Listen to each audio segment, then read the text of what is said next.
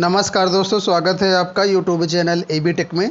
आज है 11 अक्टूबर 2020 और जान लेते हैं आज की महत्वपूर्ण खबरें जो आज के प्रमुख समाचार पत्रों पर छाई हुई हैं।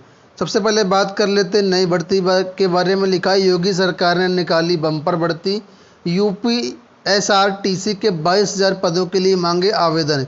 यानी परिवहन विभाग में 22,000 पदों पर आवेदन मांगे गए हैं, ऐसा हिंदुस्तान की तरफ से रिपोर्ट लगाई गई है। नीचे लिखा है, उत्तर प्रदेश के राज्य सड़क परिवहन निगम ने हाल ही में रोडवेज में खाली पड़े पदों के लिए अधिसूचना जारी कर दी है और उत्तर प्रदेश परिवहन विभाग द्वारा यूपीएसआरटीसी भर्ती 2020 के लिए योग्य उम्मीदवारों के लिए ऑनलाइन आवेदन आमंत्रित किया है। परिवहन निगम द्वारा मांगे गए आवेदन की संख्या 22,000 है। साथ में 17,000 ड्राइवर कंडक्टर के पदों के लिए आवेदन मांगे गए हैं। इस यूपी रोडवेज भर्ती 2020 के तहत उम्मीदवारों का चयन संविदा के लिए किया जाएगा। ठीक है, संविदा के आधार पर यह भर्ती यहाँ पर लिखा है होगी।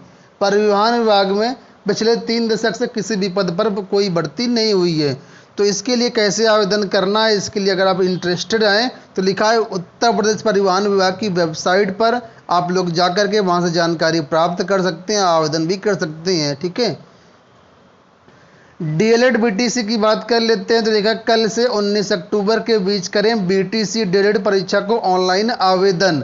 सचिव परीक्षा नियुक्त प्राधिकारी ने 30 नवंबर से शुरू हो रहे बीटीसी डीएलएड की परीक्षाओं के लिए प्रशिक्षुओं को परीक्षा के लिए ऑनलाइन आवेदन करने के लिए 12 से 19 अक्टूबर के बीच समय तय किया है। इस संबंध में प्रदेश के सभी डायरेक्टरों प्राचार्यों को भेजे पत्र में सचिव परीक्षा नियामक प्राधिकारी ने कहा है कि बीटीसी प्रशिक्षण 2013, 2014, 2015 सेवारत, डीएलएड प्रशिक्षण 2017-18 पहले एवं दूसरे, तीसरे एवं चौथे सेमेस्टर और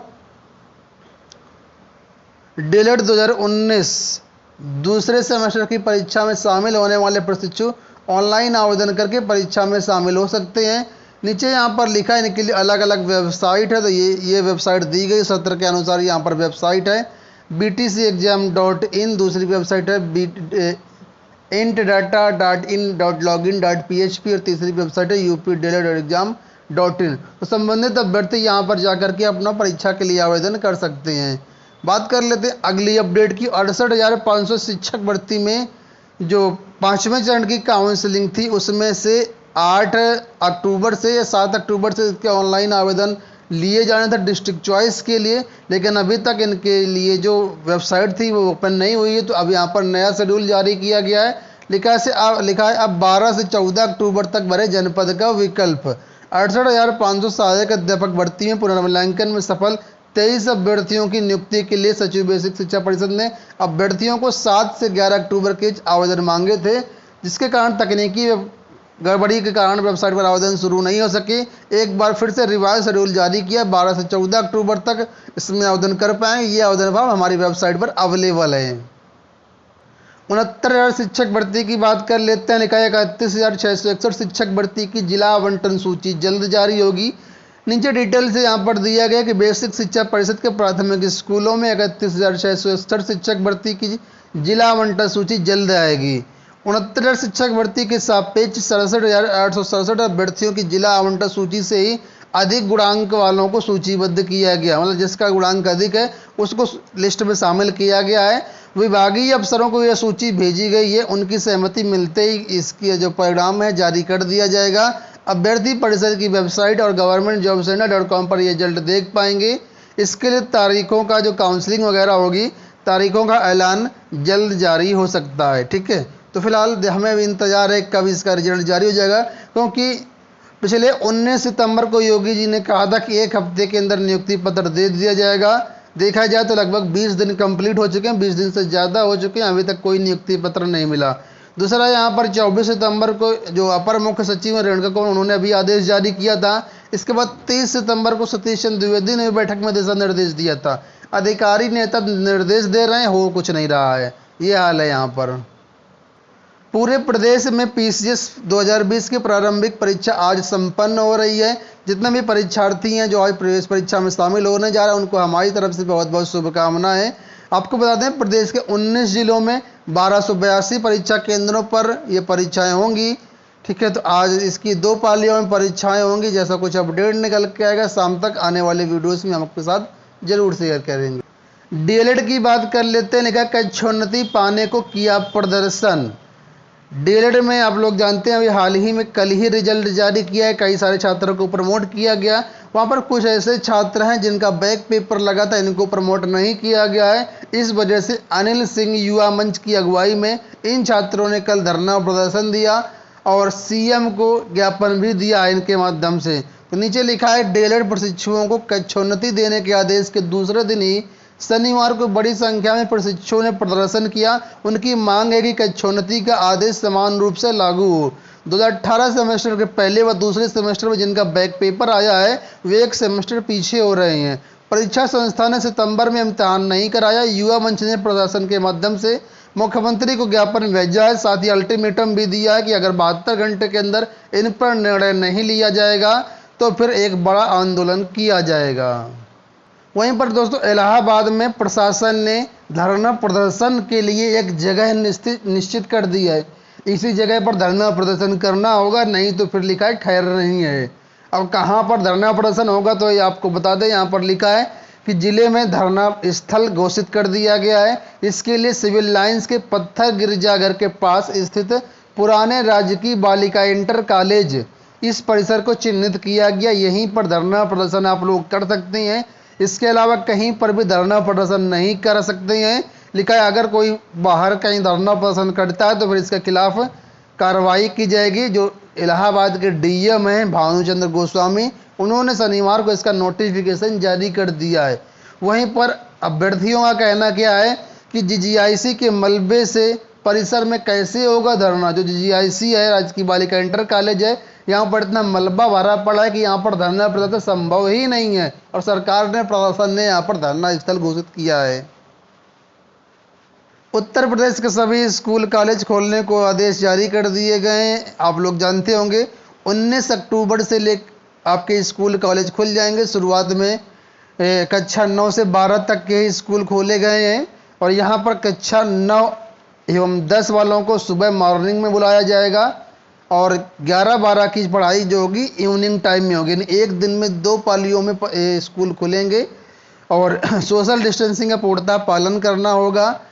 छात्रों को बैठने की समुचित व्यवस्था करनी होगी। एक पाली के बाद स्कूल का सैनिटाइजेशन कराना होगा। प्रार्थना सभाएं, जो धार्मिक संस्थान होते हैं, सांस्कृतिक कार्यक्रम होते हैं, ये नहीं कराए जाएंगे, इन पर पाबंदी रहेगी। रोज सैनिटाइजेशन किया जाएगा और जो छात्र बसों से आते हैं तो बसों को भी सैनिटाइज किया जाएगा।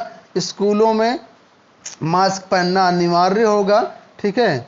और इसके लिए जो हैंड सैनिटाइजर है, ये सारी चीज़ें विद्यालय में अवेलेबल करानी होंगी, तभी विद्यालय में बच्चे जाएंगे। और सबसे बड़ी बात है कि अभिभावक जो है उनकी लिखित अनुमति जरूरी होगी, तभी विद्यालय जा सकते हैं बच्चे। और उसमें भी ये ध्यान देना पड़ेगा कि अगर किसी बच्चे को कोई जुकाम बुखार इस तरह के लक्षण हैं तो तुरंत प्राथमिक उपचार दे करके उसको घर भेजा जाए और उसके बाद उसकी जो संबंधित जांचें वगैरह हैं, जो इलाज है वो करवाया जाए, ठीक है। केंद्र सरकार का दावा है कि 23 राज्यों व 8 केंद्र शासित प्रदेशों में साक्षात्कार खत्म कर दिया गया है। यहाँ पर जितेंद्र सिंह ने कहा है, आप लोग जानते हो केंद्रीय मंत्री हैं ये, इन्होंने कहा है कि अब तक 23 राज्यों और 8 केंद्र शासित प्रदेशों में सरकारी नौकरियों में भर्ती के लिए साक्षात्कार खत्म कर दिए गए हैं। कार्मिक मंत्रालय के बयान के अनुसार जितेंद्र सिंह ने कहा कि 2016 के बाद से केंद्र सरकार में ग्रुप बी गैर राजपत्रित और ग्रुप सी पदों के लिए साक्षात्कार समाप्त कर दिए गए हैं। वहीं पर उत्तर प्रदेश के मुख्यमंत्री योगी आदित्यनाथ जी ने अपना आज पूरा प्रचार जो है एक पूरे पेज पर यहाँ पर दिया है। अपनी उपलब्धियां यहाँ पर गिनाई है, कितनी भर्ती इन्होंने की है, कितने होने वाली है। तो यहाँ पर लिखा है 3 साल में 3 लाख भर्तियाँ, 57 लाख लोगों को औद्योगिक इकाइयों में दिया रोजगार। पहली बात इन्होंने ये कही है।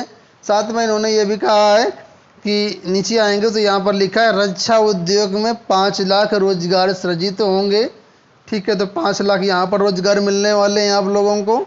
बेसिक शिक्षा में 1,37,000 पदों पर भर्ती, यानी पहले 69,000 और दूसरे बाद में पहले 68,500, दूसरे में 69,000। ठीक है। चयन बोर्ड में 2016 की प्रक्रिया भी चल रही है। टीजीटी पीजीटी की 58,000 महिला बैंकिंग करेस्पॉन्डेंट सखी को नियुक्त किया गया है। कब नियुक्ति हो गई किसी को पता भी नहीं चला। एक बार सूचना आई थी, उसके बाद कोई भी सूचना नहीं आई। इसके बाद लिखा है उच्च शिक्षा विभाग में 3 चरणों में जारी होगा शिक्षकों और प्राचार्यों का नोटिफिकेशन। 3 चरणों में यहाँ पर चयन होगा। कई सारी चीज़ें यहाँ पर और भी लिखी हैं, जैसे देखिए यूपीपीएससी ने कराई सबसे बड़ी भर्ती परीक्षा।